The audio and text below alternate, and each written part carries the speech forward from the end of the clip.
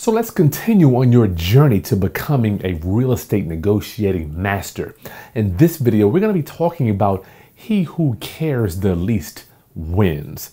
Now, I'm not talking about not caring for people, not caring and being empathetic and compassionate for their situations, talking about the deal. So you're going to be learning a strategy right now that would teach you and walk you down how you can not care about the house or not necessarily care about whether you get the deal or not. Because what I see, we lose the deal because we are too excited about getting that particular house.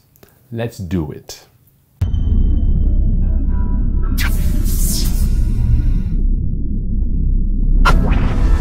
Okay, class, it's Chris Haskins with therealestateroundup.com. My mission and ministry is to raise your financial literacy through real estate investing and entrepreneurship.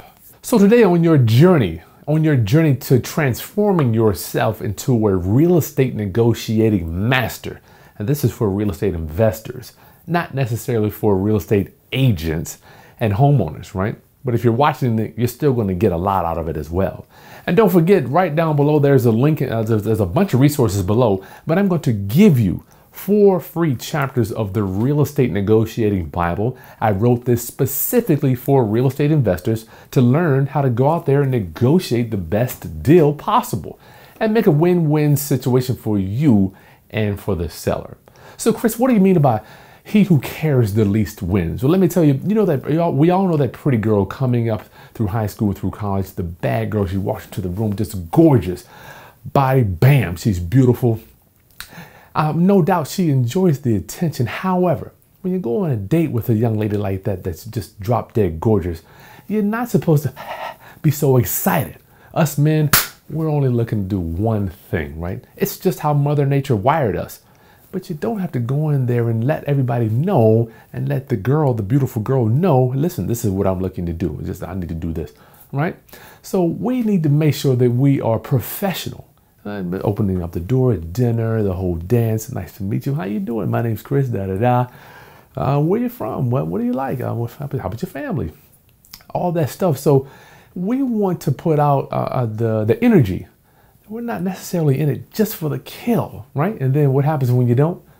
The heavens open up for you, right? The heavens open up for you. So you have to do the same thing when you're dealing with homeowners, okay? So when we're in the boat rowing, when we're going out on that date, when we're looking at a piece of property, we too have to have the same energy. Like, I'm not just in it for the one thing. I'm not just in it to get the money, right? I'm not just in it to get the money. Yes, I'll make a few dollars, Miss Smith, but my main mission is to get a referral from you. So today, he who cares the least wins. Yes, I want it. Absolutely, you're beautiful. I mean, I want it, but that's not the only thing that I'm here for. Yes, I want to make money, but it's not the only thing I'm here for. I'm here to meet people, make new friends, help my community if I can, all right? So in caring the least about the deal, you have to turn into a consultant. How do we care the least? Well, a consultant is going to tell the person the truth, all the other ways that you could possibly sell your property other than selling it to me. All those ways. We're going to go over several here. So when you talk and you're negotiating with your seller, you're going to paint a clear picture in my mind that, hey, in their minds that, Chris might not be the way we want to go. And that's okay. You are not going to be the best way and the best decision for every homeowner. Matter of fact, the majority of the people you meet, you won't buy their property. I'm going to say 9 out of 10 houses you don't buy. Or let's say 19 out of 20 or 29 out of 30 you go see you won't buy. Because you're just not the best fit for the homeowner. A lot of times they do need to take these other routes. Let's go over some of them right now so you understand when you go in there, you're a consultant. You see, I've seen so many people lose deals because they have what I call deal-itis. They want a deal so bad. Oh, Chris, I need the deal. I need the money to pay my bills. Got rent coming, car insurance, car payment, all that stuff's coming up. And the universe and homeowners can smell that. They can sense that you want to do the deal very bad. So when you go in there like, you know what? It's 4 walls. I've seen 1,000 of them. I might do the deal. I may or may not do this deal, Miss Smith, but at least I'll make a new friend.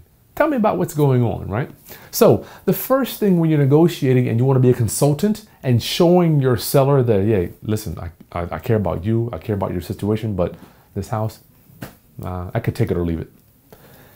Offer them some other opportunities. And the first opportunity that you could offer them being a consultant is listing it with a realtor. Miss Smith, have you ever thought about just listing your house with a realtor? That way you have people coming in and out. You probably get more money for it than if you were to sell it to me. Yes, you do have to pay the realtor fees, and yes, it's realtor, not realtor. Lord, where's my knife? I'm gonna slip my wrist. Realtor, okay? You'll be surprised. A lot of people do not want to deal with realtors. First of all, they don't want to pay the realtor fee, the 6%.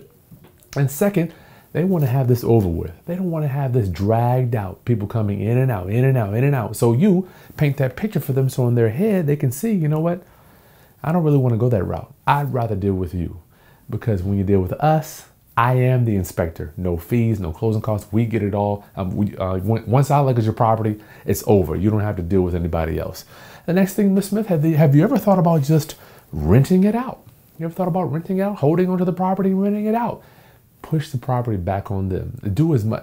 What I've learned, the more you push it back, the more they push towards you to take the property. Okay, and this nothing but a little light neuro-linguistic programming, right? And we're not taking advantage of anybody. We just want to gently walk them down the road that's best for them. Ms. Smith, you thought about just renting it out, collecting rent for the next 3 or 4 years? Oh, no, I don't want to manage tenants. Well, I'm going to tell you, I got some tenant stories for you. Let me tell you about this one tenant, boom, boom, boom, boom, boom. Then you can talk about the tenant stories, right? Once again, pushing the deal back on them, carrying the least. The next thing, Ms. Smith, you ever thought about just keeping the property in the family? That way you got people coming in town, they could stay. You got a family member that could live in it. Oh, you don't know my family. You do not want to meet my cousin Jimmy. Oh my Lord, the last time he lived in one of my properties, he tore it up. He didn't pay the taxes, but we're doing all this stuff. So once again, all we're doing is gently turning the knife very gently. All right, we don't want to take advantage of people. We want to paint the whole story. So at the end of our negotiation, you could be the best option for them. Well, Ms. Smith, have you ever thought about just selling it to the tenants? Because a lot of properties we look at are tenant occupied. Ms. Smith, you could just sell it to the tenant. Have you thought about doing that? Or maybe, do you know any friends that could buy it? Or perhaps a family member could buy the property. Do you have any family? My thing is this. Try to keep the house in your family. That way you don't have to sell it at a discount to me, right? Once again, what are we doing? We're pushing it back on them. It's so amazing how when you push back, you act like, or not necessarily act, because you really could care less whether you take the deal, right? I don't care. It's all about the numbers. All about the numbers. Is it a great deal for me? And it's going to be win-win for both of us? I'm interested. But Ms. Smith, you thought about just renting it out? No, I don't want the tenant headaches. They tear up the property. They're going to mess the walls up. And they might flush cement down the toilet. All that stuff is real. They might not pay the rent. Then I'm stuck with paying the taxes and the mortgage on it. I don't want to do that. What about friends, family? Do you know anybody? I talked to them. They said they were going to come up with the money 3 months ago, and I'm tired of waiting. I hear that. Oh my goodness, I've heard that. I can't even count how many times, right? They agreed to sell it to somebody and then they didn't come up with the money. So those are some other options that you could recommend, being the consultants talking with your seller. And then finally, Ms. Smith, you could always fix it up and sell it yourself. You're going to get more money if you do a FSBO or a for sale by owner. You can always fix it up yourself. Matter of fact, you could probably get the repairs done cheaper than I can. No, last time I hired a contractor, I'm gonna tell you what he did. I paid him half up front. He took my money, he dragged me out, took him 2 months to do the work. I hired a guy to do the roof. He had his guys come over, they were drinking beer. So here you're painting this whole picture for you. The person that doesn't necessarily care whether you buy the house or not can come in and say, well, you know what? You don't have to deal with any of that stuff because I can be the solution for you. We buy the property. We're going to take care of all the repairs. You don't pay any realtor fees. We'll take care of the closing cost. You don't have to worry about collecting any rents. I will be your solution. I will be that solution. So what you want to do is paint yourself ever so gently after you've went over all the other options for them, because we don't want to be the first option, just like you're going on that date. Hey, we can go right to the bedroom. I mean, we can go past dinner, new movie. I don't need any of that. No. It doesn't work like that. Human beings aren't wired to pull the lottery, right? Go to the slot machine, pull the slot machine switch and get 777 and a big cash withdrawal comes out. Doesn't work like that, Roundup. So when you are a consultant, it's amazing. Deals come back to you. They come back to you. So learn how to be a better consultant when you're talking with people. So continue with this playlist. Rewind those other videos. They're right there. You'll see all the videos we're putting together for you. Download the 4 free chapters of the Real Estate Negotiating Bible. I wrote it specifically for you. And there's a bunch of other resources in the video description that are going to help you with your real estate investing business. Subscribe to the channel, Roundup. Like this content as we pass 84,000 views, and share with anybody else you think need to become a real estate negotiating master. This is Kris Haskins, and I'll see you on the next video. Peace.